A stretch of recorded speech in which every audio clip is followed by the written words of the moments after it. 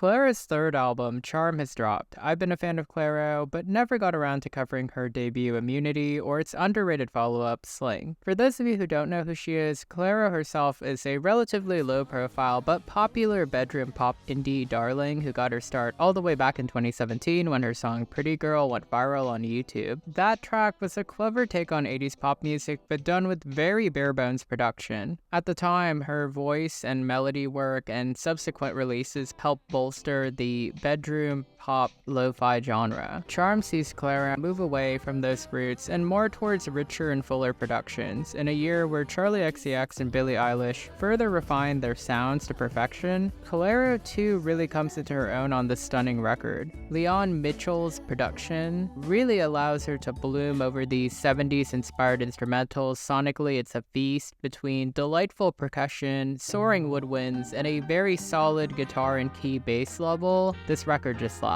And still, Clairo retains her voice, never really being overshadowed by the production. I was really blown away by that aspect of Charm. In this video, I'm going to briefly share my general thoughts about it before I go over each track. General thoughts.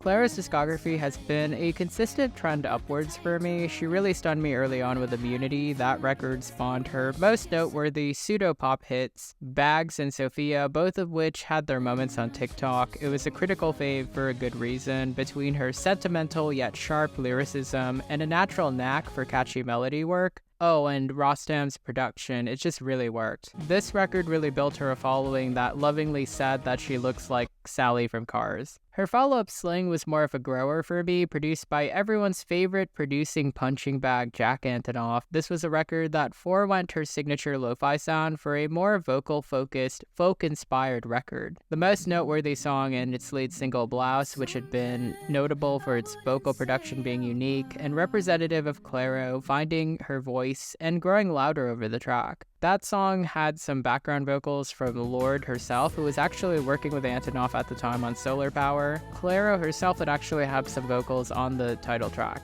Sling was a heavier record because of its themes regarding aging and finding meaning through that process. It's a record about grief, and it was perfectly accompanied by the times that surrounded it. We were just exiting the pandemic. Charm almost is the inverse of that record in the sense that she's never sounded more freer or alive. Again, the jazz and soul influence from Leon Michels' co-production really gives her voice a perfect home to occupy. This really does feel like a lost record from the 70s eras that's been dug up and restored. It's just refreshingly analog in a time where everyone's really gone digital, an almost ironic twist of fate considering Clairo's start. The nostalgic undertones speak to the record's overarching themes of accepting that times have changed, her lovers have come and gone, and the world has shifted. Yet there's this airy desire to not run away from the past or its pain, but rather into its arms and into a future that's worth living in. The songwriting is impeccable, almost like a beautiful hand-sewn sweater that interlocks you by the time that Pure 4 wraps up. I argue she's one of the best writers to emerge in recent years, just impeccable craft. With the frothy brat summer of Sabrina and Chapel that I've been having, Charm was a perfect record for the come down and quiet moments. And now I'm just going to talk about each track because wow, this joins hit me hard and soft and Brat as one of the skipless records of 2024, at least in my book. Nomad opens the record and sets the tone. It's very much a relative of Sling, almost picking up where that record had just left off. The opening line set up the storyline of nomadic living through selling things off and running away. The pre-chorus establishes that she's cynical and a mess, touch-starved and shameless. She wants to be wanted. Verse 2 continues the metaphor, wondering if she could just sail off into the unknown, before the next pre-chorus questions if this feeling of love is just chemicals. There's like a sense of resentment for this former lover who's kind of locked them in this sort of like feeling. But the chorus itself is genius in that she'd rather have been loved and left behind, rather than never seen for who she was. The dichotomy of waking up alone and abandoned versus dreaming of what could be, it's very small scale, but very relatable. And in the bridge, she still yearns for her subject every time she sees someone new, but it ends with her saying that she's glad that it happened rather than never happening at all. Sexy to Someone is the first track to have dropped from the record, and I thought it was a really playful entryway into the world of Charm. It shares some sonic DNA with her earlier work, but is refined to absolute soulful perfection. Thematically, it connects to Nomad's idea of wanting to be wanted. The chord progressions and the woodwinds throughout really envelop this warm, sensual soundscape. It's distinctly poppy in the sense of its structure, yet elevated by the composition work.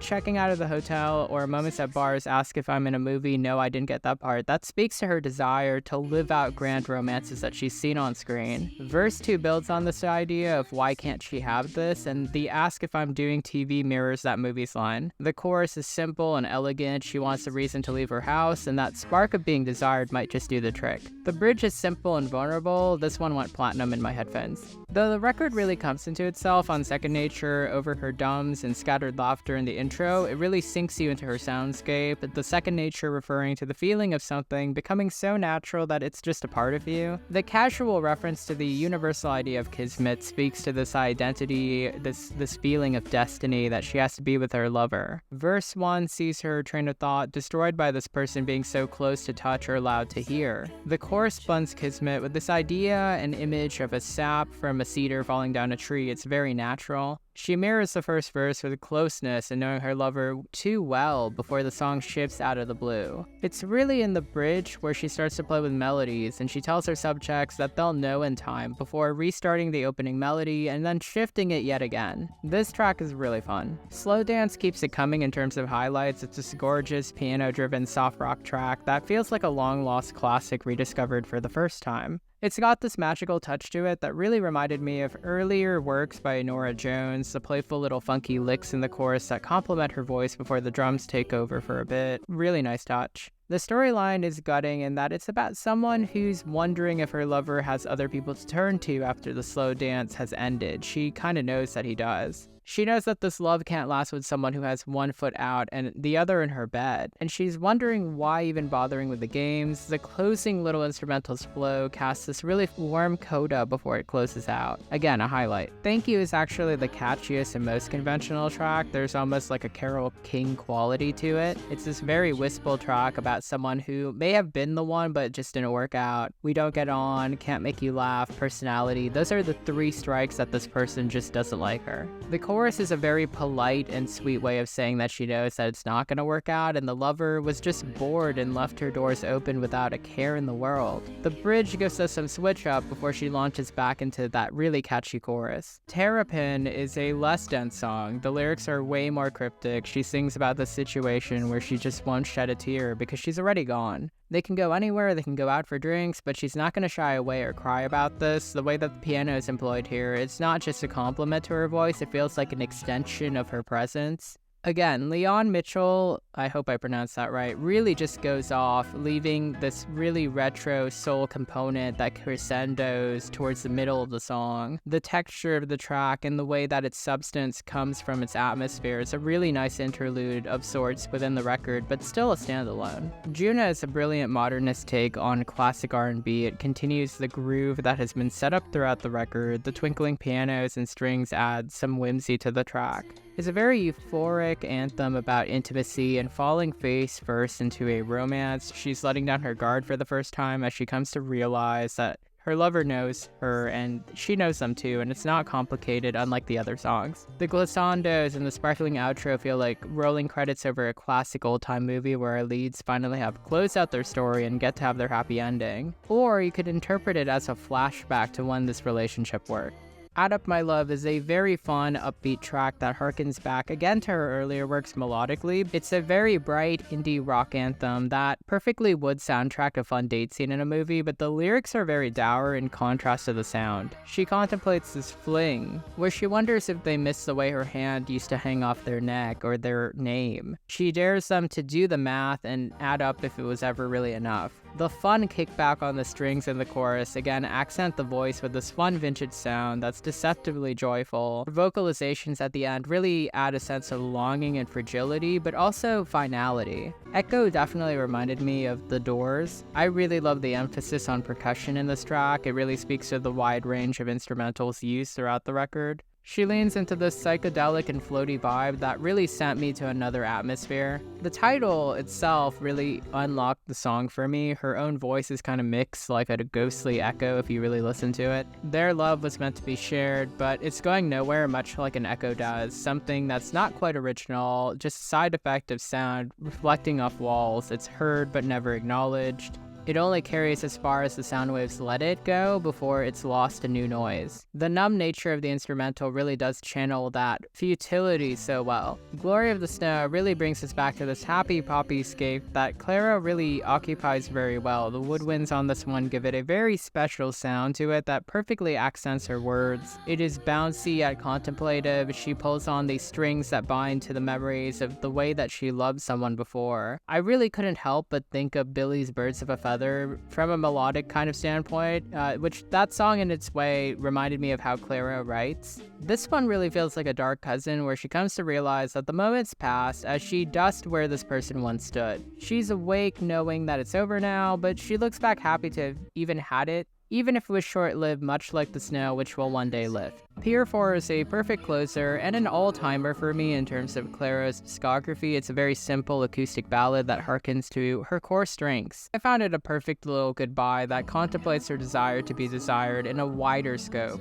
The chorus itself feels like she's asking what's the cost of being loved if it's not close enough, and it could fit a relationship, or it could actually speak to the challenges of being an introverted artist. A lot of Clairo's work tends to deal with the sense of perception, whether from a meta sense as an artist or a lover. Sling contemplated what a quiet, normal domestic life could be for her. Charm mostly seems to consider what she would lose in that situation. But Pier 4 brings us back into wondering what she'd lose being someone who is seen and heard and loved. She really speaks to the push and pull of anonymity and visibility in love and life.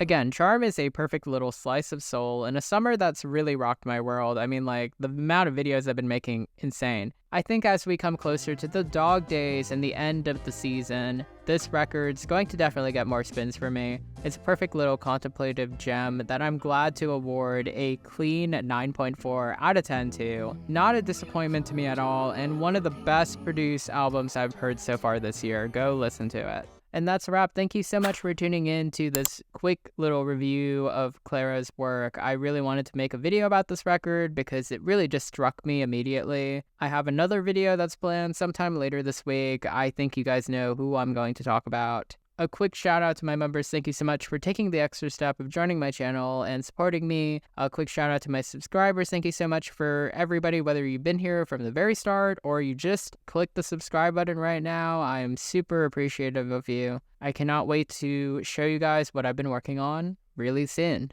See you next video.